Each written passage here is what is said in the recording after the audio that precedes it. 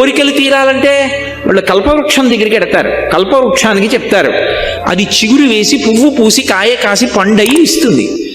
దరిద్రేభ్యో భద్రాం శ్రియమనిశమహ్నాయ దదతౌ. ఈ లోకంలో ఉన్న వాళ్ళకి ఆ బెంగ లేదు. అమ్మా అనొక్కసారి పిలిచి నమస్కారం చేస్తే చాలు, వెంటనే నేనున్నాను రా బిడ్డా అని అమ్మవారు కాపాడుతుంది. మీకు నేను ఒక మాట చెప్తే మీరు ఆశ్చర్యపోతారు. ఈ శ్లోకం ఎంత శక్తివంతమో తెలుసా?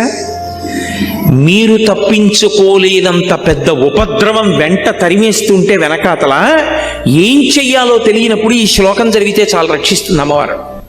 అంత శక్తివంతం. చండీపరదేవత అనుగ్రహం అంటే అలా ఉంటుంది. అందుకే చండీ చరణవు అని చండీపరదేవతని స్తోత్రం చేశారు శంకరాచార్యులు వారి ఈ శ్లోకంలో. అటువంటి అమ్మవారి పాదాలు పట్టుకుంటే సంస్కారవంతం చేస్తుంది మనస్సు.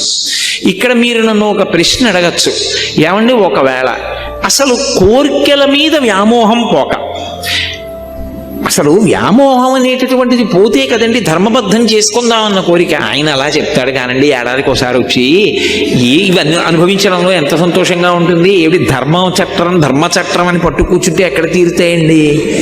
రోజు చేసే పుణ్యం చేస్తున్నాం కదా, ఇవి నడుస్తాయి అని అంటావేమో.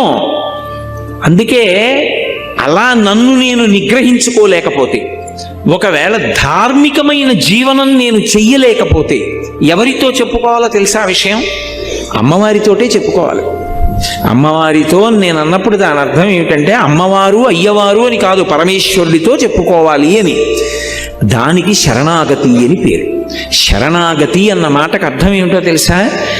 మీ బలహీనతని భగవంతుడి దగ్గర చెప్పడం. అందుకే మీరు ఎప్పుడైనా శరణాగతి చదవండి, రుక్మిణీదేవి